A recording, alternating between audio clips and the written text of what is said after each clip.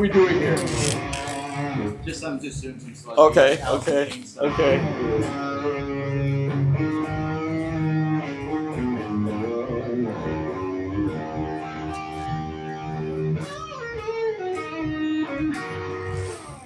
Hello and welcome to the IRON VOX.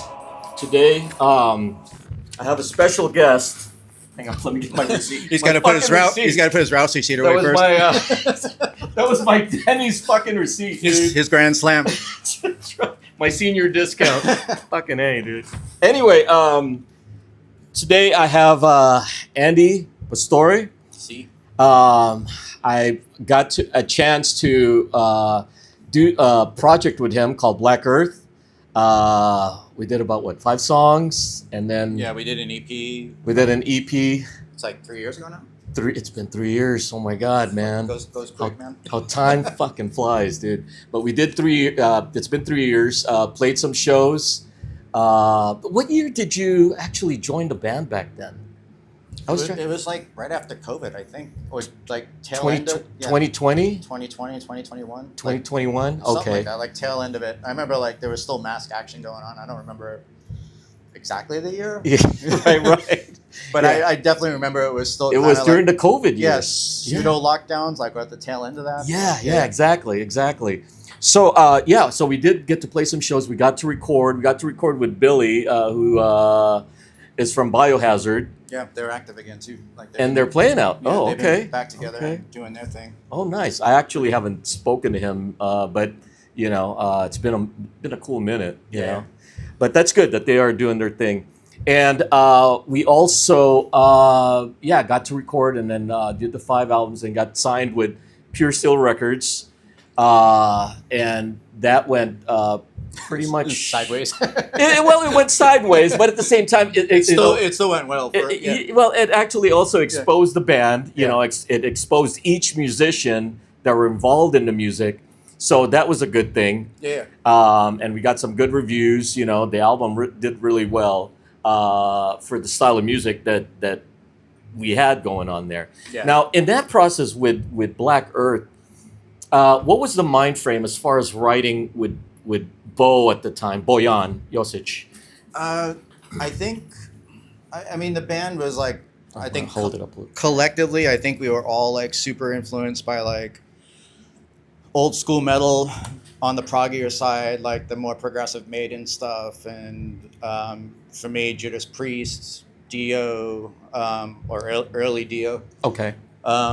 So I approached it kind of like, I don't know, I didn't want it to be proggy in like the Dream Theater sense. Right. More of like old school metal. Yeah. Just and you know what? I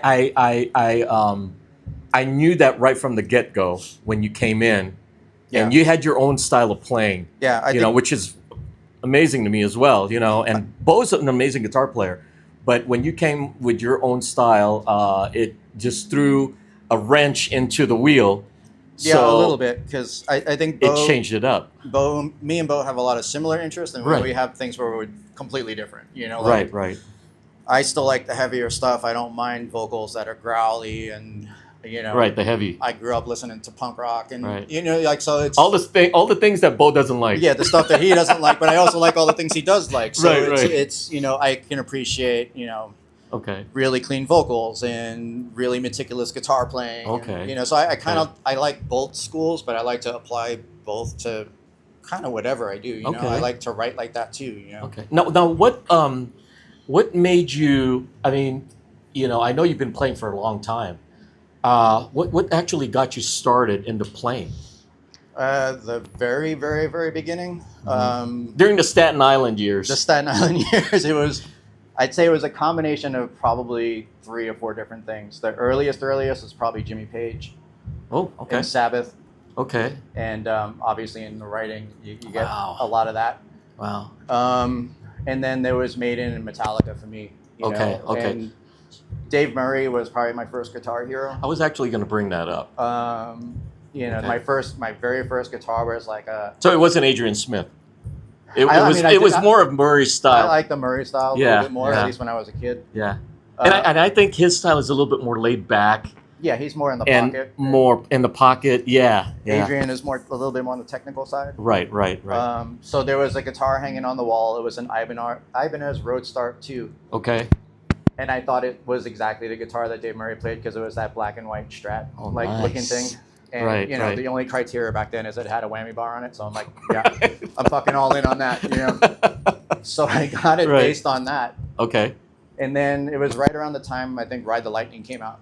Oh, nice. Okay. And when I heard Fight Fire with Fire, just had to get in. I was like, what the fuck is that sound? Like why is that so heavy? Right. So I remember going to my first guitar lesson in the back of like a guitar store, same place I bought the guitar.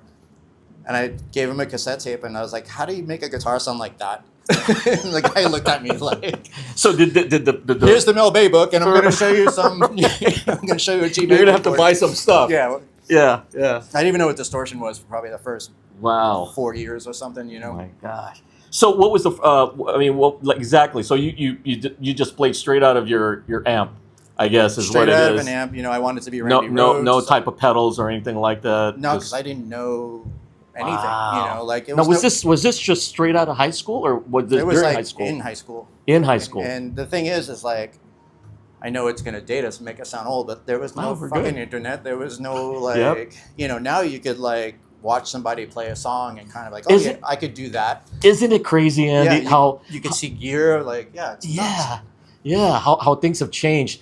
And I think, back then, when we used to play, it wasn't like, shown everywhere. Like you could plug it anywhere. Yeah. Say you played at school. Those are the only people that actually saw you. The 6 people that I'm still friends with from high school who play guitar. Okay, that's good, dude. It started off as like, I got this riff. I figured out 10 seconds, A Whole Lot of Love. And you cop that. And like, God knows if we were playing the shit right or not. But it was close enough. But you did it.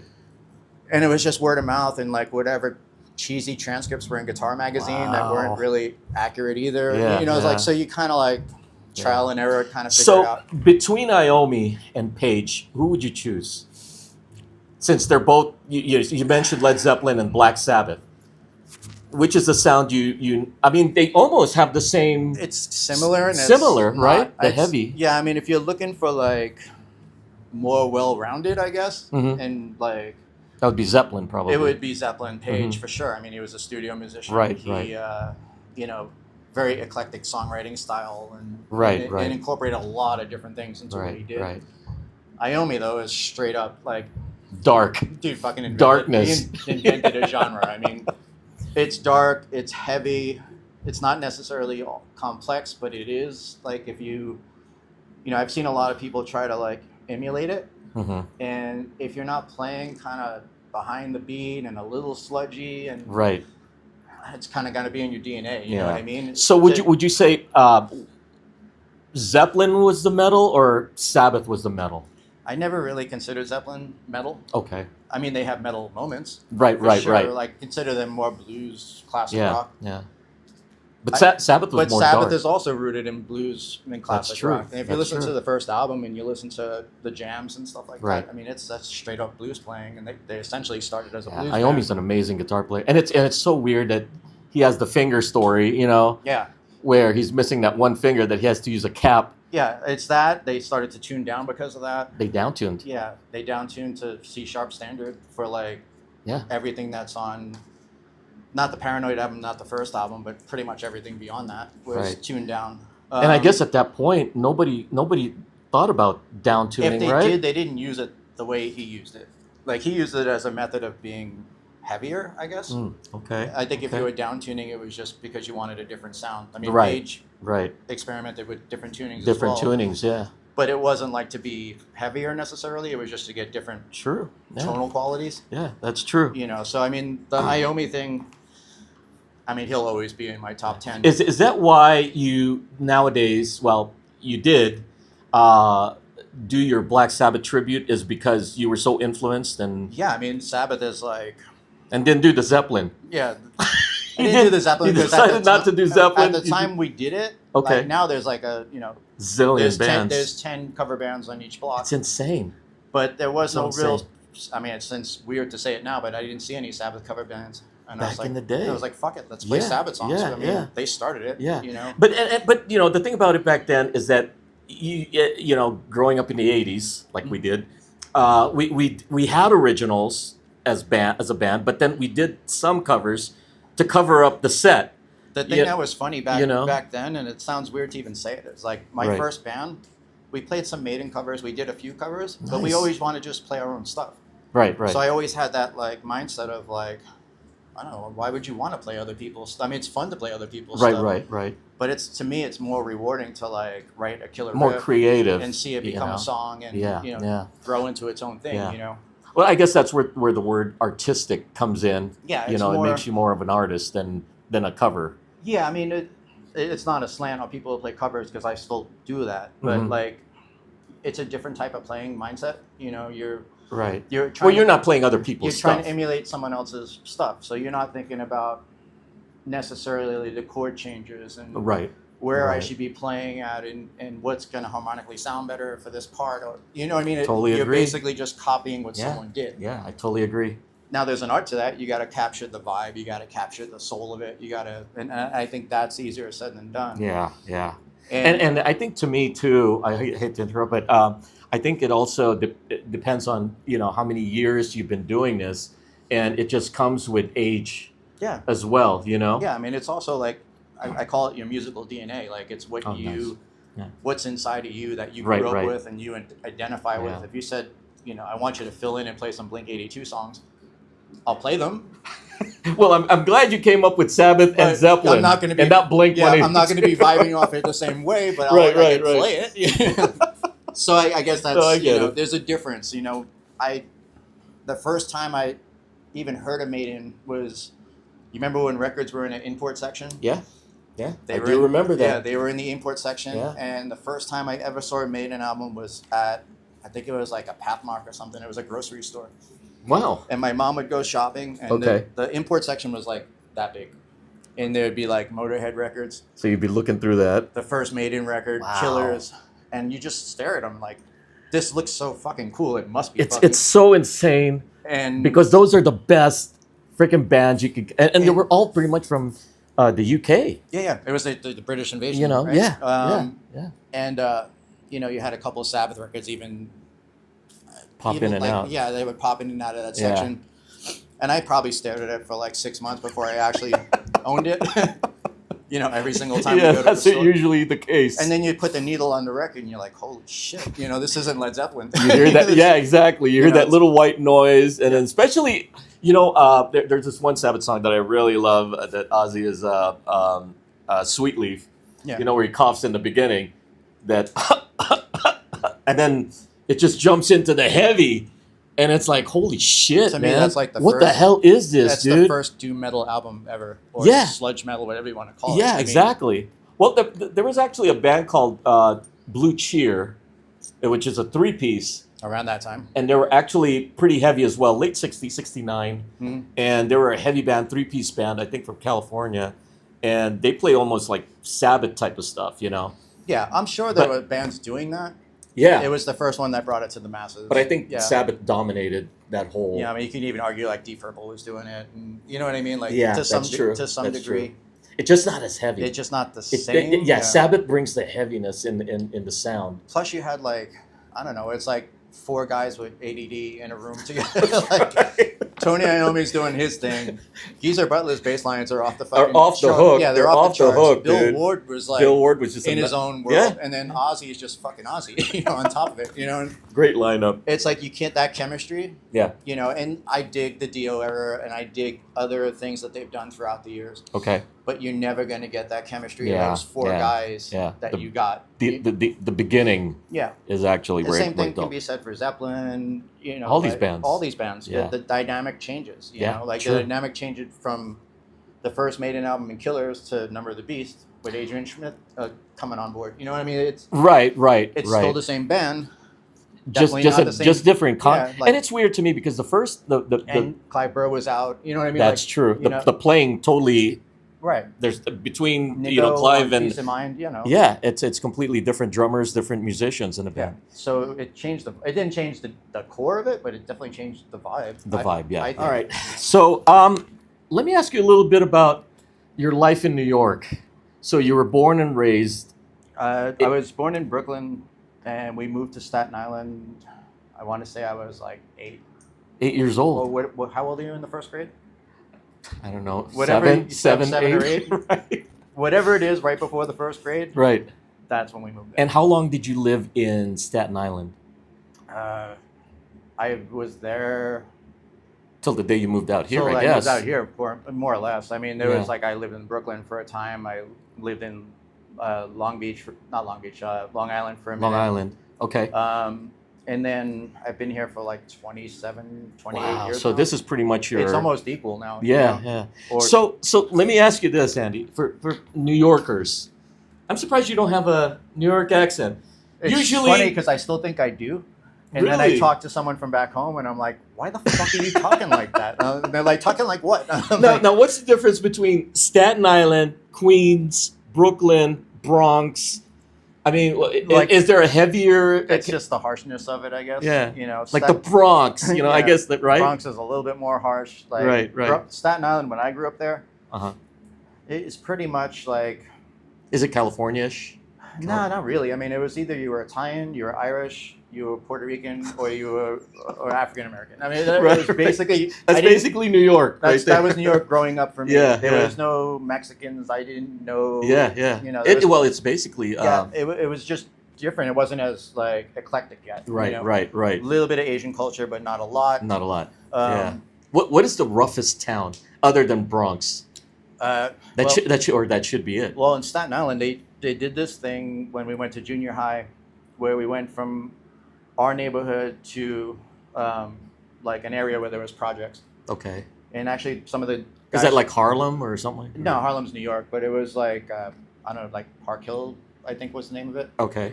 and it's like some of the Wu-Tang guys are from there. Really? Yeah, so it was like took us little like kind of sheltered kids These and, are like, the areas we are not going to. and then dumped us in an area where you normally wouldn't Right, go. right. But Is that where the best pizzas are? the In best those pizzas, towns? in my opinion, is Staten Island. It's always been Staten Island. Really? Brooklyn Not is- because you're from Staten Island. Well, maybe I'm a little biased, but Brooklyn, Staten Island, Manhattan, not so much. Really? I've never thought. And it's so weird because Manhattan's the downtown, the Yeah. of New York, right? Yeah, I think the boroughs were where it was at. And Right. I also worked for pizza places when I was a kid, so, you know. So do you know how to do the whole? Yeah. I learned that when I was like a teenager. Nice. So, like, yeah, I mean, it all started off, there Okay. was, you know, growing up in high school, and I'm sure it was the same for you, there was the metalheads, Right. dirtbags, whatever they wanted to call us back in the day, the long-haired guys. Yeah, the punks, There the was punk rockers, There was the punk rock guys. There was Yeah. the new wave guys. the new waves, right? Goth wasn't really a thing until later on. I don't think. Right. Well, it kind of was. And then Guidos, you know, like hip, Hey. like your top 40. Like, Hey, you know. yeah. The guy with the gold chains. Yeah, and then we grew up surrounded by all of it, and naturally you gravitate towards your people, which in my Right, case right. were the guys with the long But hair. did you have any issues, like say with the punkers, the jocks, and all these other the groups within that, or you yes guys just and stayed no, your place? Because we all kind of grew up together anyway.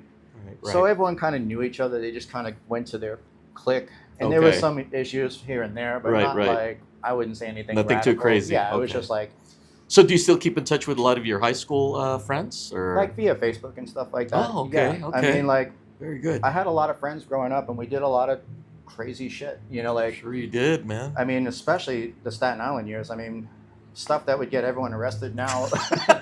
And if there was social media back then, we'd be fucked. Yeah, But kids, remember back then was a different It was time just for different. us. Everything was under Yeah. the radar. No one knew who you were or what Yeah. you were doing. Yeah, You know, that's we were true. throwing keg parties when we were 15, 16 That's years true. old. Yep, absolutely true. Hanging out in the woods, there'd be like 80 people there. And the weird part, Andy, is that I was thinking the other day as well, is that we did not have cell phones, no means of communication. no, you just met up Yeah. somewhere. And not unless you use a payphone, which Yeah. is rare or I doesn't no longer later exist. on there were beepers and shit like that, but like in Well, the that was very, a- yeah, in that the was a very little bit beginning, you'd be like, okay, where are we meeting up? You have a dime, so I can Yeah, call and from then here. everyone would wind up at the same spot. Right. We all knew where to buy beer or who would sell us beer. Right. You know, So how would you explain the music, the music scene or the music industry in New York? Are there a lot of It was- spots to play? And, there was a lot of spots back in the day. I mean, Lemore's famous Yeah, Lemurs in Brooklyn. CBGBs. CBs. I saw Tool at CBGBs. Wow, really? Like friggin' 30 people. Tool, like literally. Insane. You know, I saw a lot of bands come through Lemoore. Okay. There was the Roxy. There was local places like little clubs on Staten Island. Right. Now, did you guys try and get into some of these venues and play, or? We played some of them. We played at the Lower East Side. We played in Manhattan. You know, like super dodgy, shady gigs. I like that though. Yeah, you know but that I mean? was fun. You know. Yeah. Like, we booked this gig one time, and our friends were so pissed at us because like this Right. guy said, "I get you a gig, kid," and we're like, "Okay." Right, It was right. our first time ever, and it was at a recovery house in like Recovery the house? lower. We didn't know though, in the Lower East Side, Holy moly! and So you had people our walking drum- around, Yeah, our drummer's dad kind of drove tripping us- and shaking. He drove us there in a Suburban, and we go inside and we realize where we're at. And Who was your audience? yeah, Let me ask you who your audience was. the dad. Well, we didn't play it because the dad took a look around and he's like, "Yeah, you're not. You guys aren't getting out of the car." You guys aren't doing this." So we get back in the car and it's no cell phones and shit. So we have all of our friends on the ferry like coming to see us. My gosh, that's insane. They were so pissed. They all show up and we never fucking No played. band. We just left. Oh wow! So, yeah. I'm sure all of you out there that know Andy, that was out there at the time, Yes, I'm sorry. you can forget. You can forgive him now. In hindsight, we probably should have played, but you know. But you guys, the dad just wasn't having you guys. He definitely wasn't like into Was it. that bad? Yeah, it was like I mean, did you actually see people shooting up on the streets, or he probably did, but I don't think we realized what was going on. What was going on? Yeah. Yeah, I mean, we played at this one place once where they wouldn't let us use amps, Okay. and we had to plug in through a PA. Okay. There was no dirty channel, so we were playing all these heavy Oh songs. my like gosh! Clean. And How of did course- that? And of course, we got did that sound like the Monkees in yeah, it some just way? sounded fucking terrible.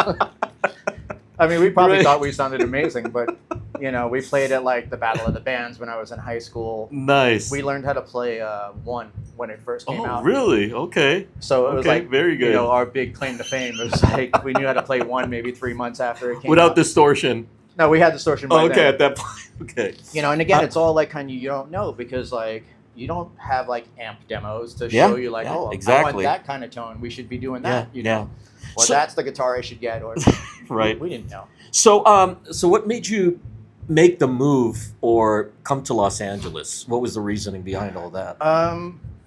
Honestly, there was a couple of things. Like I was working in kitchens, and it was kind of a hard life because there's snow, there's ice, you know, and Right. you're taking a bus, a train, a ferry. Right, right. You know, nothing ran at night on like a Monday night, so like it would take me 2 hours to get home. We're talking about going like 20 miles. We're not talking about going far. You can't really drive at the time because you couldn't afford to park. You weren't making enough money. Crazy. Yeah. So I was like, I always Yeah. thought it would be an easier lifestyle if I was Mhm. someplace where the sun was shining and like you know, when you're California. a kid watching TV, California seems like the greatest thing ever. It's Yeah. there's palm trees, there's beaches. So would you say it's better than New York? I like both. You don't want to destroy Yeah, your New York friends here. I like both. Okay. I think New York is a cooler city. Okay. Like if you want to hang out and go out and have a good time, Okay. I think LA is a better lifestyle overall. Like Okay. I'd rather say Weather and weather and just quality of life. Yeah. And Just as long as there's no fires. yeah, I mean, there's that kind of shit, which is definitely not okay. Yeah. But like, I'd rather sit, and I know it sounds bizarre when you're in LA. I'd rather sit on the 405 in traffic Really? than be on an express bus with people coughing on me. Wow. You know, jammed in there trying to get. That's true. You know, that's true. And I could just, I could just imagine how seedy and how dark Yeah, I mean, some of those trains are. And I so- got some- mugged for the first time when I was like 14 by gunpoint. Really? Yeah, I mean, like, because we were dumb. We would go to the city not knowing what we were doing. Right, right. It's like, yeah, let's go to 42nd Street. Sounds like a fucking great idea. We're here to rage. Yeah, Right. we're ready to rage. And they're like, Right. you're like 14, dude. Like, yeah, yeah, exactly. So like, But you know what? It's so weird because that's how you learn. I mean, yeah, you I mean, obviously 14's a kind of a young age to be Yeah. out on your own in the city. But back then, It was- like Andy's saying, it was the times. It was the time. That like, can't happen That now. was normal. Like now, I would like if I Yeah, had a there's 14-year-old, they wouldn't let them there's leave the no block, way. let Yeah, alone like get on a ferry or. Yeah. But our parents weren't tracking our every move either. We were just kind of doing Right, what we right, did. You right. know? So you came out here not strictly not so much for music, but for for employment and It was and just work? kind of like, let me try it. You know, Okay. I was young. I mean, honestly, Okay. I had. And you just came out by yourself, or? Yeah, I came out by myself. Wow. I knew a couple Really? of people out here. Okay. I knew my ex-wife was out here Okay. before she was my ex-wife, obviously. You know, I got a job in Malibu. So like when you grow up in the Nice. city and your Great first, start. yeah, and your first What a city to job work is in. Malibu, it's like fuck, man, that's like radically different than anything I was used to. I'm sure you were sending your friends letters and Yeah. pictures. So I mean, it was like just a cool experience, and Wow. Wow. you know, New York. I mean, I'll never forget growing up in New York because it was like That was a very unique experience. yeah. That's and your hometown. we saw a lot of cool things. We went to a lot of cool clubs. I saw a Yeah. lot of cool bands. Yeah. You know, yeah. I remember going to the Limelight in New York and like Scott Ian would be behind me and Ace Frehley's doing Blow Off the Bar and like Really. Vince Neil and Eddie Van Halen get on stage and just start jamming. It's amazing. We saw That's Dimebag jam with friggin' Sebastian Bach playing Damn. Sabbath covers, like just random shit. You know, like you don't see stuff like that. Wow. Maybe you did That back does in the not day, happen but anymore. It doesn't happen anymore. No. So it was Yeah. kind of fun to see that and experience it. You know, we Yeah. all played in bands and Yeah. So, what was the most difficult part of your move from New York to California? I mean, just being completely on my own. You Yeah, know, like yeah. Having to start over again. you're basically starting from scratch. Yeah, You know, yeah. I had no money. My first place I think was in Sherman Oaks, Okay. and Okay. you know, saving change so you can like buy a pack of cigarettes. Yep. And, like you know, like you just Cup of noodles every you know, single and I was night. proud, so I wanted to Yeah. like build up myself. Yeah. Um, Wow. you know, getting to know people and like Yeah. figuring out where things are. And again, there's no like GPS shit back then, so Right, like Now, did this kind of lead to your culinary I was already doing that. work? So like my first one, Malibu, I was working for Wolfgang, You were working for Wolfgang. and like What a start! yeah, that was my very first thing in LA. Wow. And Wow. so you know, my friends would make fun of me like, "Oh, but are you gonna go work for Wolfgang Puck?" Like, no. And then I wound up working for Wolfgang Puck like right out of the gate. That's insane. Yeah. So I mean, don't you find that crazy that your first time out here, that's who you work for? it was, you know, I bought a Major company. Yeah, I bought a Zagat guide. You know what I mean? Wow. If anyone remembers what that is, and like just found the Right, best right, places. right. And that was on the list. And I went there, and there was a patina restaurant, and I liked the Wolfgang guys better. And So were you already studying in New York for Yeah, I culinary was- school, I or, was or working- did you continue it here? I was already up and working in New York Okay. for a couple of Okay. years, Okay. and then And if you don't mind me asking, what places did you get to work at in New York while you were New there? York. The most notable was probably John Gretchen. Okay. Okay. Who's Fancy one of the steak and. he was the guy who was like responsible for like Asian fusion initially. Wow. Um, Wow. Really. So you know, it was like when the Food Network was first starting out too. Yeah. So like Yeah. I was on the Food Network in like the first couple of years. Really. Not as like a showcase thing, just like Okay. as a person doing something. You Okay. No. Do you have any favorite chefs know? that you kind of follow or I- kind of I- go, I could do better than this guy? I do and I don't. It's kind of same with like musicians. Like there's Okay. I maybe gotcha. like the top 10 of like guys that influence you in some way. Right. Like I Right. say, Randy Rhoads is probably my go-to guitar player. You know. And that's what that's what I was gonna get at. Let me ask you this really quick. So as far as guitar players, I'm gonna name some names, and then you throw them however you want to go. So Eddie Van Halen or Randy Rhoads. Me personally, Randy Rhoads. Just what- because I identify with that style of playing Okay. more. Okay. It's okay. that's more of like I think my playing style is more that direction. Okay. Okay. Eddie Van Halen is a fucking monster. And Okay. he will always be in my top 10 no matter Okay, what. okay. But I don't know. There's a Randy connection that I don't have with Eddie. Okay. So Randy Rhoads or Ace Frehley. Randy. Ace because he's cool as fuck. And, you know, obviously, Right. like, the first memories of anything, like, music related are looking through magazines with, like, Kiss Right. and Ace Frehley and hearing him play, you know, I gotcha. just that, like, screechy loud. Randy or Jimmy Page. That's a tough one. Jimmy was probably the first influence, so I'd have Okay. to So go. would you say Jimmy? I'd say Jimmy in that case. Jimmy. Okay. Jimmy or Zach Wilde.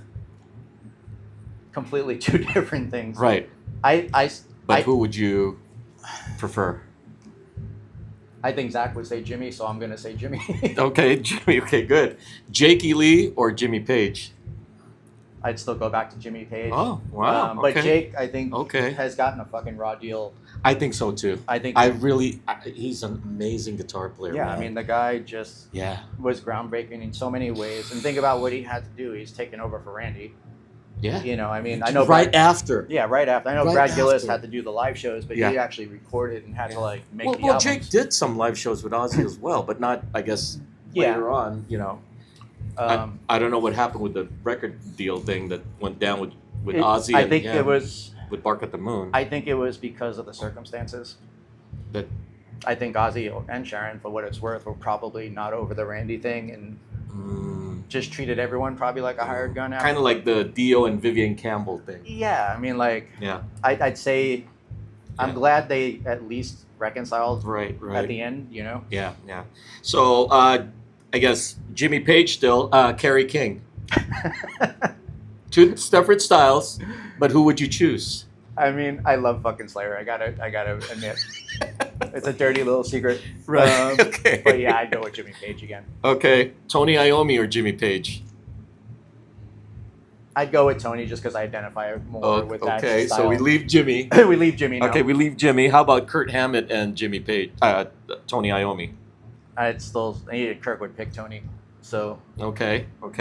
And Adrian Smith. I'd go with Adrian Smith. Adrian Smith. Yeah. Really? Okay. Yeah, Okay. I think him and Dave Murray collectively are extremely underrated. Yeah. Very good guitar players Yeah, I as mean, well. like that whole harmony dual thing. Yeah. You know, between them and Priest. I mean, you never really heard that till later. Prior- I don't know if Priest did it because Priest had two guitar players as well. Yeah, they did it, but not the same as Not Maiden. the same as Maiden. And you certainly had like, guitar duos back in the day, like Leonard Skinner and things Yeah, like that. yeah, But yeah. like, I don't know, they did it in their Right, way. their own genre. Gary Moore. Gary Moore rips, and I love Gary Moore, but there's a lot of things that Gary Moore did that I'm not crazy about. Okay. So I'd stick with Adrian Smith in that Adrian case. Smith still. Steve Vai. Steve Vai is one of my all-time favorites. Okay. The guy is like on his own planet. Okay. And So you could say a lot of things about him, can you? but like, I mean, who sounds like Steve Vai? This is true. Steve Vai is He has Steve his own Vai. sound. There is nobody that I've that's ever true. heard. That Yeah. there's people that have like maybe some subtle hints of his style, Right. but like he's reinvented himself time and time again. Especially after David Lee Roth, I guess. Yeah, I mean the Daily Roth stuff is fucking awesome. Yeah. Like I went Yeah, back. if you and- really heard the, I think it was, I don't know how long ago it was, but it was fairly recent. I threw the Eat 'em and Smile. Oh, record yeah, on. you I'm put like, that- holy shit, this is fucking great. Like I'd it's like a bottle of anything and Yeah. a glazed donut yeah, I to mean, go. just like, and plus you had to fill fucking Eddie's shoes. That's true. You This know what I is mean? true. So like, Yeah, if you yeah, really think about it, like you're right. it's like But- Jake Lee filling in for Randy. But that David Lee Roth band, I mean, he had some good players on there. Hey, I had Billy Sheen. Billy Sheen playing bass, and then what's his name playing drums? I forget his name, but I mean, they were all great. Yeah, they were all excellent musicians. I think they were all MI guys. Yeah. So Dave Mustaine. I'm always been a Megadeth fan. Okay, so I'll- you're going I'll- with Megadeth I'll over switch. Adrian, I'll switch gears to Dave, sure. Dave Mustaine, and then last one, Dimebag, or Dave. Dave. That's tough because I mean clearly Dimebag's the better guitar player, Yeah. but Dave's got the longer History. history and catalog, and That's true. kind of was there and created it. True. Very true. Okay. Well, good So call, I'll man. give him prop for that. Okay, good. Let me ask you this: do you think musicians should be politicians on stage? No, I don't. Me personally, no. Yeah. And if you are going to like whatever your political persuasion is, Right. I prefer like Keep it to yourself. not necessarily keep it to yourself, but like Pink Floyd is by far one of my favorite bands of all time. Right. And if you listen to Animals or Oh, yeah, especially like, Animals. Yeah. it is more relevant now. Yeah. The Wall. The Wall, I mean, Yeah. like they weren't outright saying this side is better or that side's better or this is. They were Kind of just- like Rage. What Rage Yeah. is on one side, you could tell they're one side. yeah. It was kind of just calling out the system. Yeah. Like yeah. Dave is kind of good with that too. Like if you want to really like get down to it, Dave's always kind of called out Right. injustices, Quite a few things and quite a stuff few like things, that. but never really like point. But to, would you think that some of these musicians that do perform music like that would lose some of their crowd just because they don't believe in so much of what you're singing about? Nowadays, whatever you do, you're gonna lose half. You know what I mean? That's true. That's no true. matter Whatever what, you believe and I think in. that's why people tend to not really touch it as much anymore. Yeah. I was watching something the other day, and there was the same kind of question. It was like, how come people don't make politically charged music anymore in a politically charged environment? You know, Right. and it's like there's too much. There's too much punk bands. Well, I mean, if you Punk, look at I guess, is punk, all like if you like the Dead Kennedys we grew up with was fucking completely politically charged and raged against everything. Yeah. And then Jello Biafra now kind of rages for that's you know true. one side, and it's like what happened to that Jello versus this Jello? Yeah. Because the Jello now would have not been cool with the Jello then, you know, like Right. No, and totally punk get it. in general was like more of that Against anarchists, you know, it's most like of against punk rock is against the system. Period. You know? All right, Andy. So, I know you brought up that thing about pink M&Ms. So He actually brought that. I don't know, dude. This is for you. Since he was requesting pink M&Ms, I couldn't for the life of me find any. I don't know if it was only for women's rights thing during the It's not they every came out day. with that. It's not every day I get to But be this a is for you. diva. I got that for you. He was supposed to pick out the Peanuts. Yeah. But I'll accept it. Well, thank you. But continuing on, let's check this out. I have it all down. So tell us about the whole culinary aspect of your work. I mean, what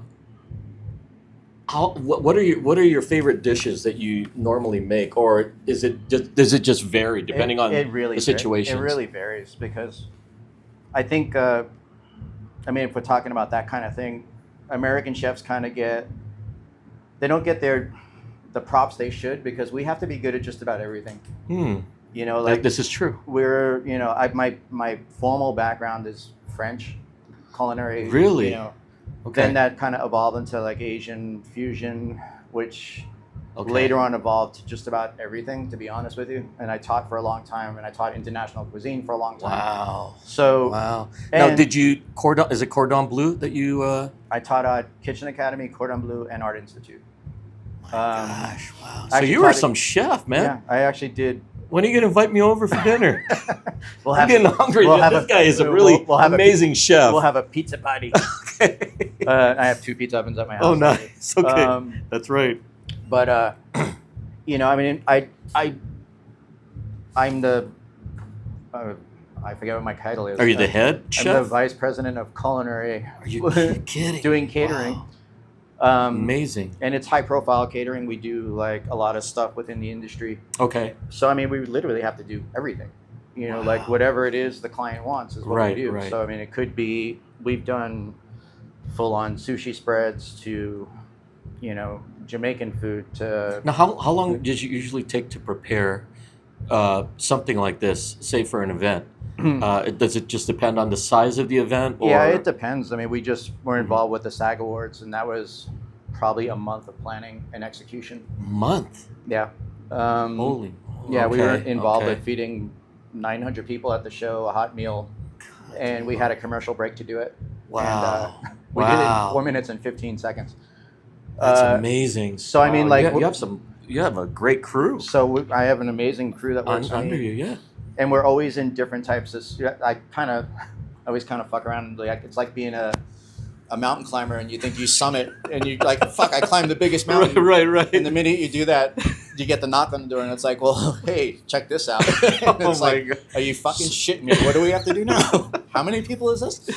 So have you ever gotten in a situation where you were kind of cornered and you were like, oh crap, what do we do? How do we get this and how do we order that and why is it this here? Has situations like that ever come up? Stuff like that kind of happens all the time. Okay. You know. Okay. So it's normal. It's a normal thing. Yeah, I mean, I think I'm pretty good at problem solving in general. Okay. And that's kind of what I do.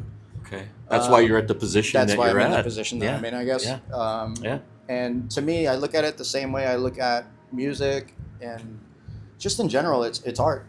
You know, I went to, actually, if you really want to go back to way back in the day, my first year of high school, I was accepted into art and design in Manhattan. So at first I thought I was going to be a graphic artist. Wow. So I had to put together a portfolio. That's amazing. And yes, Eddie from Killers was in my portfolio. And I submitted the portfolio. I got in. I think I was too young and immature to like go to take the commute and do everything that was involved with it. So I backed out of it. But like, whether it's drawing or cooking or playing music, very artistic. I've always gravitated towards things that are like related to art. You know? And I outside behind the desk type of thing. Yeah, I mean, I even look at like, you know, playing in a band the same as working in the kitchen and vice versa. There's a lot of things that are similar to me. And so when you're cooking up something, you're thinking of leads. Sometimes, yeah. There'll be a riff in my head. That's amazing, dude. Like, I remember what it was. All right, guys, turn me up a little bit. Yeah, don't talk to me for a second. I need to focus on what's in my. Now, how many people do you have that work under you? That on the daily, I think it's like 40 and change, but total I think we have 120 or 130. That's a huge group, from the servers to the cooks.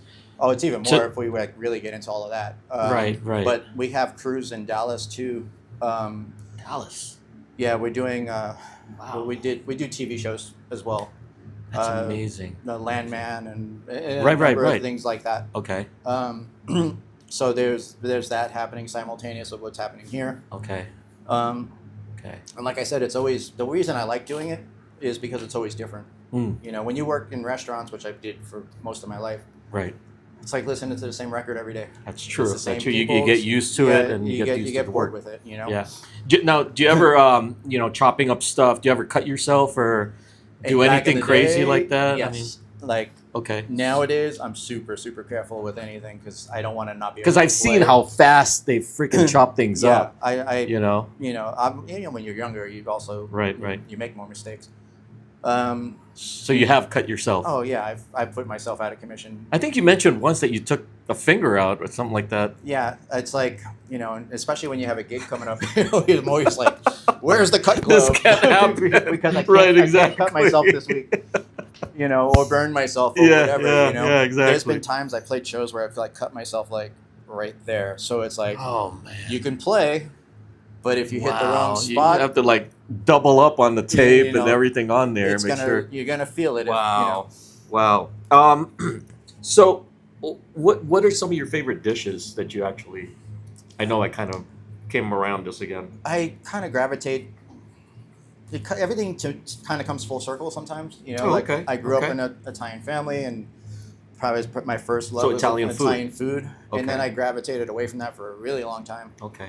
And no, it's weird because I've been watching some food channels and stuff like that, and I fell into watching this one where they're making spaghetti on. They put the olive oil, and then they put the tomatoes, the whatever other seasoning, and I just want simplified spaghetti without the meat or anything like that. Mm-hmm. Now, that's super easy to make? It's kind of like the same thing. It's like music. You can argue that AC/DC songs are super easy to play, but they're not because they capture. Because I just see that adding a little garlic, a little. It's how you do it, the process, and how you do it, your flavor profiles. It's all of that. And the same thing can be said about like. Okay. Playing a Nirvana song. I mean, the 3 chords, but if you're not playing, he really does attack the music with this thing. I can tell. That's why he's probably an amazing chef. You have to hit it in the right way. Yeah. And you could read a recipe and go through the motions, but it's not going to necessarily. Does make a lot of sense. It's part music, part technique, part soul. And for somebody that's been doing it for such a long time, cooking, part technique, part soul. Wow. I would say.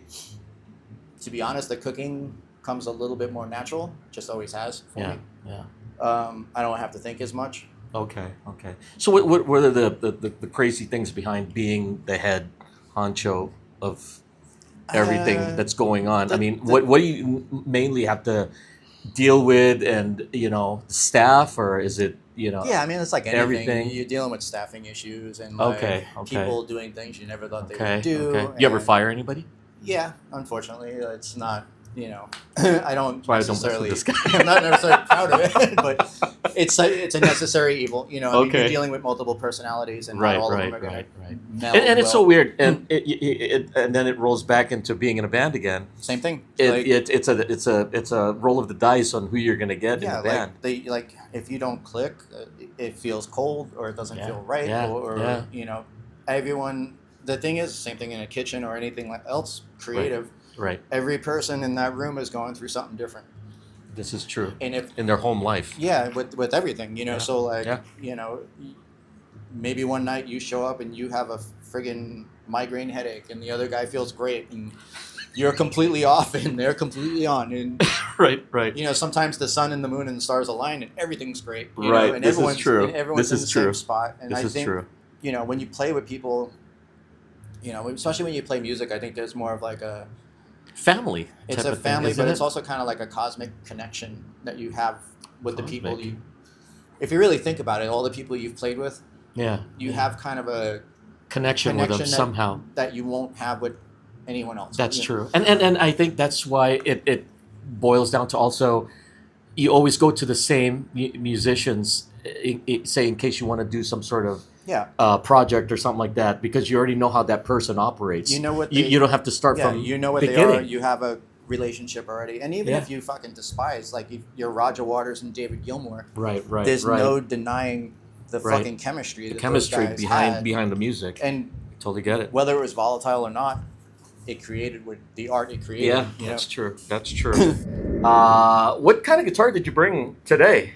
I know you just bought it, right? Or did you just purchase it last year? Or This did you? is on the bucket list, man. This is like one of the dream guitars. Can we take a look at Yeah. what you have? So I've always wanted to own a Gibson, dude. so Look at this. here's some backstory. Okay. When you're growing up and you have no money, Yeah. and you go to the guitar store, for me it was in New York mostly. Right, Like, right. There was a strip on 48th Street back in the day, and Okay. you had like Manny's and some of the names are slipping right now, but like it was an entire strip of just like badass Music stores. and that was the place to go. Not pawn shops.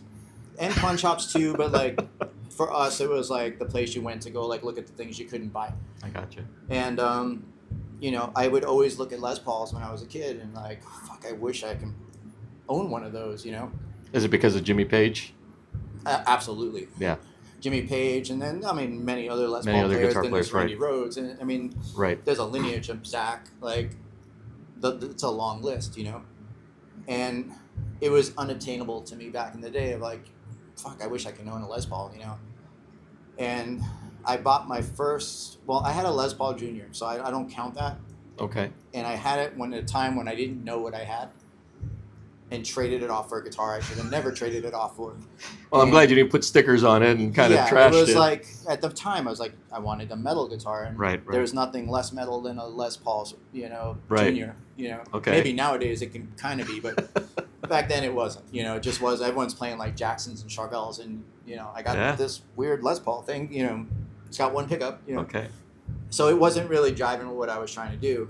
And so I bought my first real Les Paul I bought in 2013. Wow. And I'll never get rid of it. Really? It's, And what kind of Les Paul was it? it's a standard. Oh, standard. Okay. And, every ounce of relicking in it is because of me. It's got like this area, there's no pick guard on it, so the wood is kind of Oh, no scraping pick off guard. here. Oh, okay. And the paint's kind of going out here, and like anything that's happened on it is from me playing shows or just playing it, That's amazing, though. And it's like I'll never get rid Yeah. of it because of that, And quite honestly, it's still one of my best sounding guitars. So 7 Les Pauls later. Jeez, is that how many Les Pauls you have? Yeah, for me it's Les Pauls and Strats. God, Those are the two. I dabble in Wow. flying Vs every now and again. It's weird because I thought you were more of a Charvel guy. I love my ESPs. I love You know. Charvels. I love Jacksons. I do love those ESP, I didn't know so much that you were into, but I know Charvel, Jackson. Jackson initially, but quite honestly, once I got my hands on ESP guitars, like proper ESP guitars, Right. they feel better to me than Jackson guitars. Yeah. They just Not as heavy. Well, not as heavy as actually a it's- Les Paul. Yeah, the Les Pauls are heavier, but Yeah. it's the neck feel. that I like. Right. I think an ESP feels more like a Fender Strat than a Jackson does. This Jackson is true. has like a C-shaped wider Yeah, neck, and yeah. for whatever reason, my hands don't jive with it as much. Okay. Maybe because I play these guitars. So Les Pauls, if I'm playing at home or playing in general, Les Paul's always my go-to. In band situations, it becomes more like a Strat situation a lot of times, especially like the stuff we used to do. And Yeah. you know, No, wait a minute. Out of the 7, okay, I have to ask you this. Out of the 7, how do you know which one is your favorite out of the 7, or are they all it depends. a go-to? It depends on your mood, you know. Like, Okay. I'd say out of the 7, there's 3 or 4 that are go-tos. Okay. This one, quite honestly, I haven't put down since I got it. So this is by Wow. far the go-to right now. Wow. Wow. Beautiful. But this is it's beautiful. this is a 59 reissue VOS. It's not a Murphy Lab. I'm not going to spend Pickups. You got the stock. These are pickups? stock, but they're Yeah. custom Buckers, Mhm. Alnico 3 pickups. Right. Wow. And I have a 58 at home that has burst Buckers in it. Okay. And I love them both equally. It's just Okay. they do different things. Yeah, I was going to ask you about that. So what Different guitars do different things. They have different personalities. You know what I mean? So this one, sound-wise, you mean? yeah, sonically, they're just the way they feel too. Like, Even if they're Gibsons, if they're Les yeah, it Pauls? could be. I have 7 Les Pauls, and they all feel different to me. Every one of them. They all have a common thread, but they all feel different. Okay. They all sound different. Right.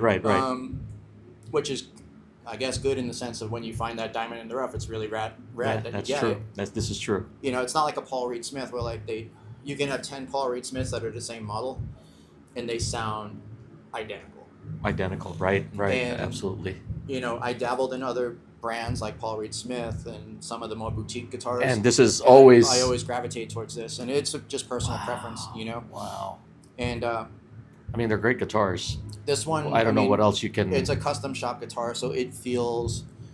Now people will argue like Now- a regular standard doesn't Right. does what this does, and Right. they Now, are right now to have an you ever experimented with, say, like a Les Paul Epiphone or a Les Paul, Yeah. you know, I mean, There's nothing. is it a far sound and a far cry from having me, something? it's- And I know it's a lot less cheaper.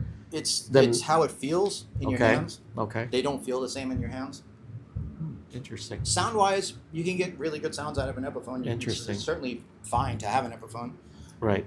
but It's not a Les Paul. ultimately, it's like what inspires you to pick it up. Yeah. You know, if you're not inspired to Exactly. pick it up, it doesn't. Exactly. Like, you might not be inspired to play this, and a lot of people probably aren't. Right. you know? Right. So to me, it's like when it's in your hands, does it feel proper? You know. Do you have a name for each one of your? I have. Do you names. have girl names for these guitars? This one is Michelle. there's Sophie. There's Sophie. There's Sophia. Gotcha. So Right. you know, there's Wow. Because it's weird. Because I guess you could kind of compare it to, and I guess it depends on the player as well. You know how you handle it and how you take care of yeah, it. I mean, it's all the personalities have to Yeah. mix, Yeah. you know, and like yeah. Amazing. to me, it's the subtleties of this guitar. Right. Like when I put my hands on the neck, it feels right. It doesn't it fights you enough, but it doesn't Right, fight you right. too much. Right. The tension How feels. smooth is it? Okay. Oh yeah, it's You're clean. super smooth. Yeah. I like when it has a dark neck. Les Paul. Yeah, because I know sometimes, you know, certain things pop out and it's like, you know, it's like rough. I and have a so Les Paul that came out of the demo shop, Mhm. and I dig it actually. I like it a lot. But like, there's flaws in it. You know? Right, And you right. can tell when you're playing it. The body's thicker. It doesn't sit in your lap as well. Right. There's just little subtleties.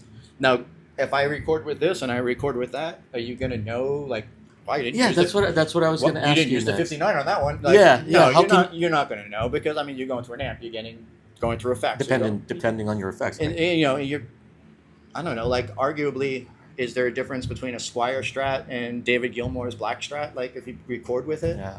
Now, if you compare this to a Strat or other guitars, you'll definitely be able to tell the difference.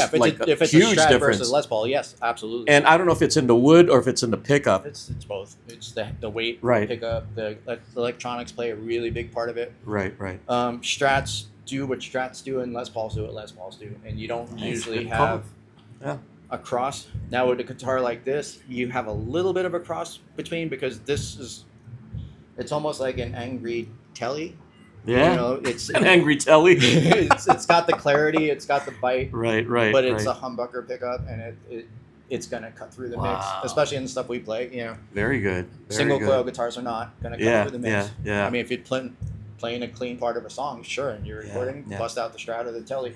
So let me get into the so with the new project that you're in, are you using more of this guitar, or are you using other guitars, or is it just about the amp and the setup that you have? We're using more like traditional tube amps.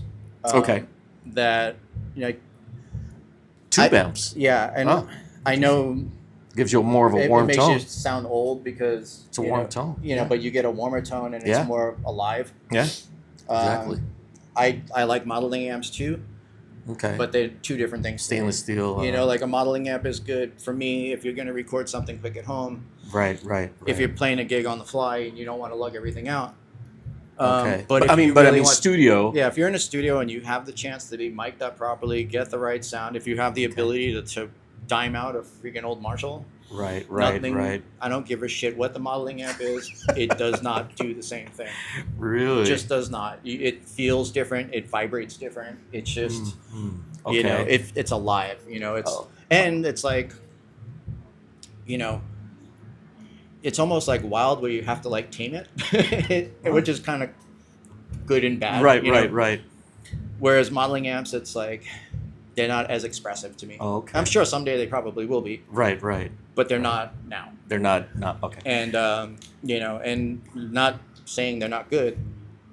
Just if I have a preference of what I'm going to use, I'm kind of old fashioned. Like I rather lug. I guess also it depends on the sound that you guys are trying to achieve. I'd rather lug a 100-watt head into a venue and break my back and have the sound I want, versus the little briefcase. Yeah, exactly. And not quite have the sound that I want. You know. Right. Now, with the new project that you're in, tell us a little bit about it and who are the players in the project that you're in. There's two projects. Okay. Me and Bo are still playing together. Okay, good. Peanut, and me and Bo do the lion's share of the writing. And the cool thing about it is we both have different styles. Okay. You know. Yeah, very different. I think it's like peanut butter and jelly when they come together, man. They just work. Right. You know, and it's compromise of like what works for the song and what doesn't. Okay. And one thing I've tried to teach myself over the last couple of years is, you know, I'm a guitar player at heart, so I want to write riffs that are fun to play. Right. So I'm like make myself not forcefully, but kind of more aware of vocals and where they should sit. Yeah. And leaving more room open. Right. And not making it all about how cool the fucking guitar riff is all the time. Right. It still has to be cool. That's good writing, actually. But it's, you know, you have to think of everything else that's going on. Yeah. Is it when it needs space? It needs space. And now, you know, is this? I know jamming with Bo. Is this the first time that you've ever jammed with a second guitar player, or you've always been your own? No, I've done both, and I like I like both. You know. Okay. When you're with another guitar player, there's compromises, and you have to kind of complement each other. Right, and it thickens the sound, I guess. And your sound is a lot bigger. bigger. It's full. And in the other thing I do, the other project, I'm just me, so I have to fill the room. So, you know, and it's cool because you're doing your thing. Call your own shots. You don't have to match anybody's playing. You don't have to play to their style. You're playing to your style. Right. However, all eyes are on you. Exactly. That's what I was going to say. What's this guy going to pull out of his ass this time? The guitar goes out, it goes out, and you're fucked. Tech. Yeah. So, you know. So there's good and bad to both, you know. I like both. You know? Absolutely true. Now, you know, your style of playing and Bo's. We're going to go back to that again. I know Bo's more of, you know. He's a proggy guy, very proggy, and you're more down to earth, Sabbath, you know, to the point, you know, and that's amazing because I guess the combination of both kind of makes it good, really good music because sometimes it's good to have the contrast. Yeah, if you play exactly and the it's same complementing. way, Yeah, exactly. You know, like I love the old Cacophony records and stuff, but everything sounds the same. You know, like Marty definitely sounds different now, but you know, like you can't tell who's ripping and who's not. Right, like there's no real differentiating back then. Right. Okay. So I do like, and it's even like the Adrian Smith, David Murray contrast. Type like, of contrast. You have one guy that's more legato, one guy that isn't. One Right. guy's playing a little bit more technical. Right. They're both playing very composed solos and parts. Right. But they complement each other all the time. You know, and even with Yannick in the band, if you see them live, all three. Oh yeah. You know what? To all me, three of them complement each other. Yeah, but to me, I don't know. It seems like the stage is so full. You know, when I saw that, when Yannick, I mean, he's an amazing guitar player. Don't get me wrong. He does all the twisty he's like the type most stuff on stage. Guy on stage. to watch, you know, other than Steve Harris running around, you know. But I just thought, oh my God, another guitar player. What sound is this guy going to put out? When you have Dave Murray, you have Adrian Smith, and now you have this guy. I mean, who's going to do lead? I kind of who's going to look at capture him the as, lead? he kind of plays almost like the Keith Richards role. Let me keep rhythm together. He just Let me stick with. He just like tastefully comes in and out, you know. Like, it's. I was shocked with that a little bit, right? Because I'm always used to the Maiden with just. Yeah, you know, with him coming out, it kind of it's grown on me because I've seen it a few times live. Yeah, and you know, recording wise, I actually really like the last album that they did. Okay. When was the first time you've ever seen Maiden? What year? The first time I was supposed to see Maiden. Was Power Slave. I saw them. Did you? Yeah, 85. They were doing 7 84. nights at Radio City Music Hall. Yep. Yeah. And back to back, dude. Can you imagine that? 7 nights. Yeah. Or maybe there was one off night or whatever. Yeah. He got laryngitis like on night 4 or 5 or whatever it was, and I had imagine. I had one of the last nights. Yeah. And they didn't reschedule it. They just gave us our money back. Oh, and man. I was fucking crushed. You were pissed, dude. I would have been pissed. The day before, man, and I was like, however, right, exactly. Like, the following year. Fast forward, like, I don't know, 25 years later or whatever it was. Oh, okay. I saw them play in Long Beach, where they recorded Live After Death. I was there, third night. And they played the Power Slave set with the props. Yep. With everything, you know, the Scream for Me Long Beach, Scream the whole fucking night. I saw the show, but I saw it not when I wanted to see it. Yeah. So I'm not unhappy I saw it, but it was like, all right, at least I got at least you were compensated. I got a much older version of Maiden, but I at least got not the long-haired Bruce. Yeah, I didn't get long-haired Bruce. I didn't get like spandex Dave Murray. Yep, the spandex, all spandex. Actually, yeah, everyone in spandex. Actually. Yeah. But it was cool. You know? Yeah, it was cool. I have a story about that too because I was still in high school. Actually, I was a senior, and we drove all the way down to Long Beach for that. You know, it was a Thursday night. And, you know, he did the whole Scream for Me. And, you know, back then, we used to have the lighters, right? Yeah. You know, go up and stuff like this. And I brought hairspray with me, you know. And my buddy's like, dude, why are you bringing hair? You're going to do your, you know, the whole... I go, nah, man, I'm not, you know. So when they came... I forgot what song they came on with, but everybody was raising their lighters. So what I did is that I put my lighter up, and then I hit it with the spray can. And it was a huge flame, dude. Security came from left and right, and they were trying to chase me, and I threw the spray can down, and I started running for it. I didn't get to see. Well, I did get to see. I was peeking in and out. Yeah, I was peeking in and out, and I lost my ride.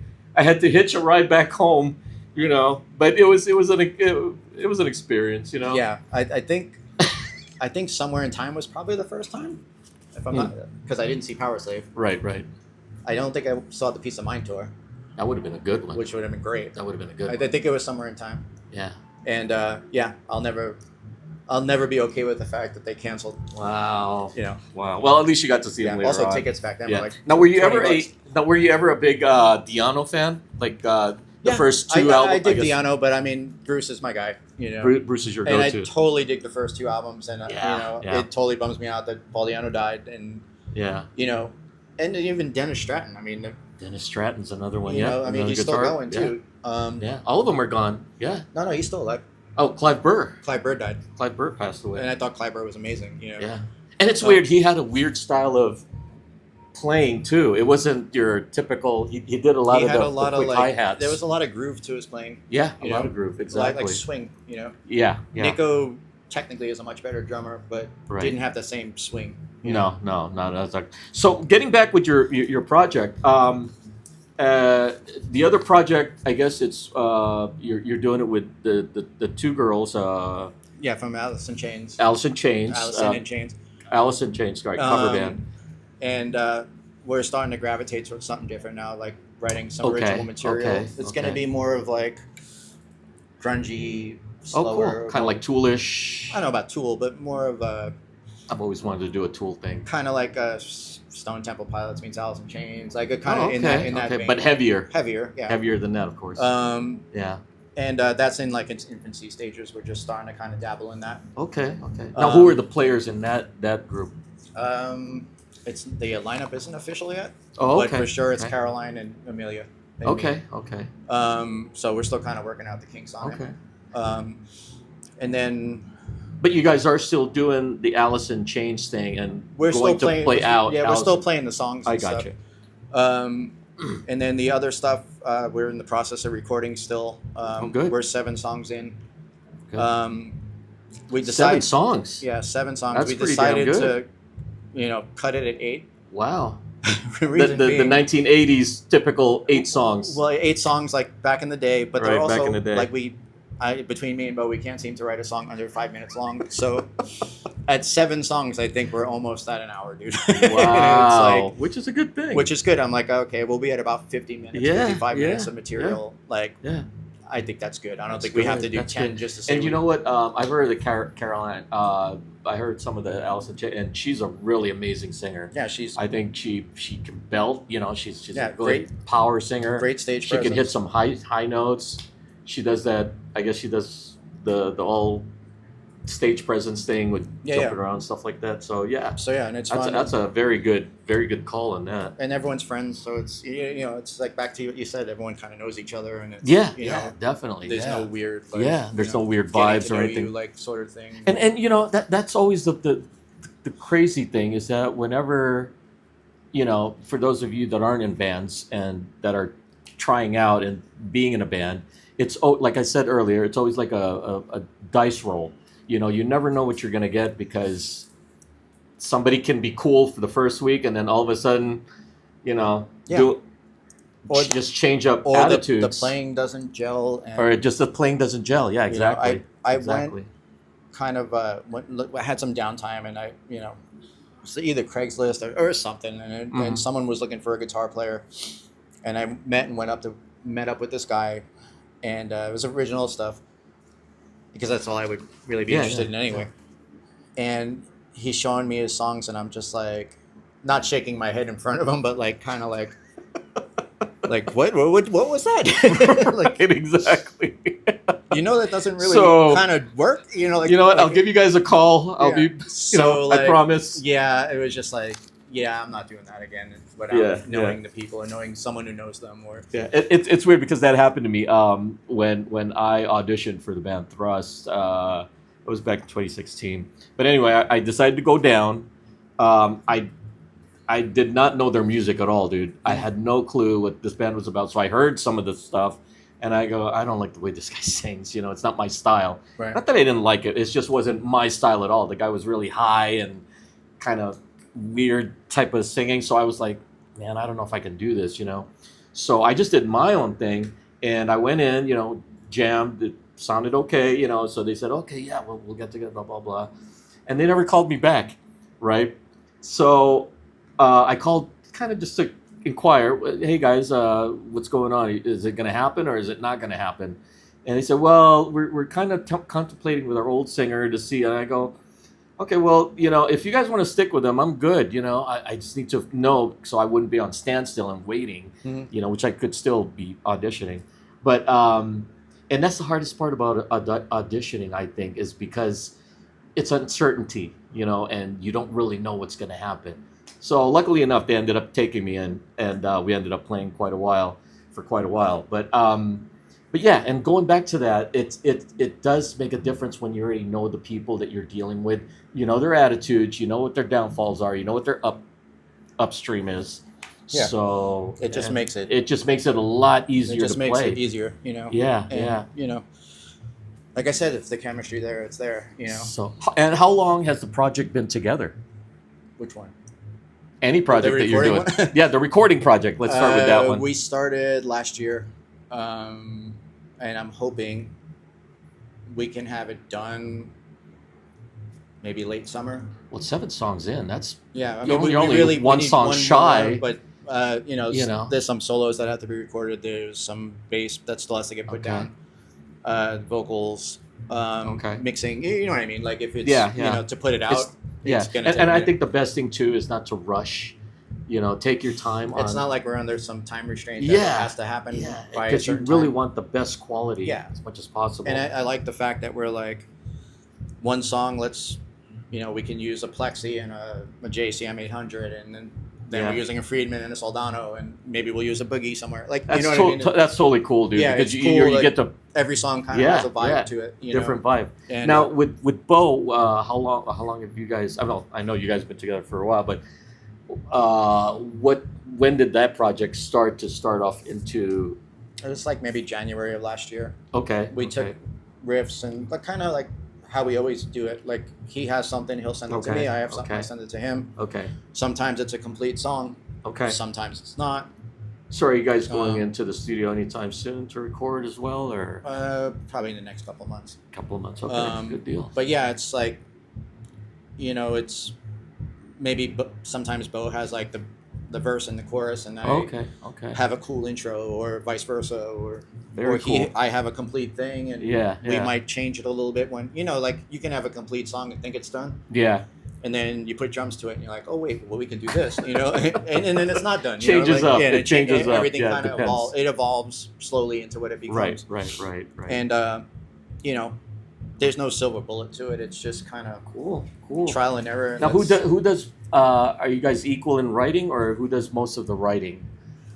for this? It's pretty much equal, I think. Equal Yeah, writing. Like it's- you'll come up with 2 songs, 3 songs. Yeah, whatever it's not you'll like come up we with. sit there and be like, you have to come up with a song. It's just like it just Whatever riff yeah, comes to it mind, just and then you kinda- bring it in. Yeah, it just kind of seems Gotcha. to happen the way it happens. Gotcha. In okay. this one, I'd say it's more or less 50-50. Oh, good. Yeah. It's always a good way to do things, actually. And are you guys still trading off on leads, or are you? Yeah, is totally. one person taking most of the lead, Nah, it's all both. back and forth Yeah, type I'd of say thing? that I think there's 2 songs out of the 7 where one is just me and one is just him, but everything else is back and forth and harmonies and things like Okay, that. cool.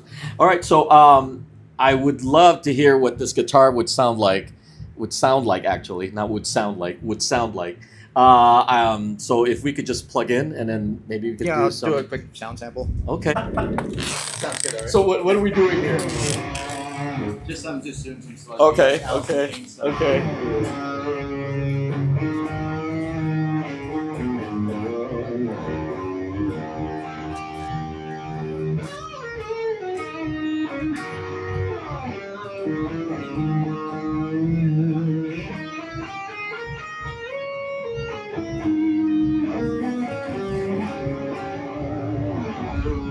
Guess we're good. I would like to thank Andy Pastore for coming down, and it was a great time hanging out with this guy. I haven't seen him in over 2 years. Been 3 years almost. Yeah, it's just been a while, and it's a blast hanging out with you again and seeing you do very well. With your job, the culinary, with the 2 bands that you're playing with. You're a busy guy. Plus you got a family. Yeah. Plus that. So, and again, thank you so much. Are there any websites that you want to mention to check you guys out, or is that still upcoming? It's all kind of upcoming, so yeah. Okay. I wish Okay. it was at this point, but it really is. Yeah. So make sure you check them out, especially when they start playing out. Do you guys have a name?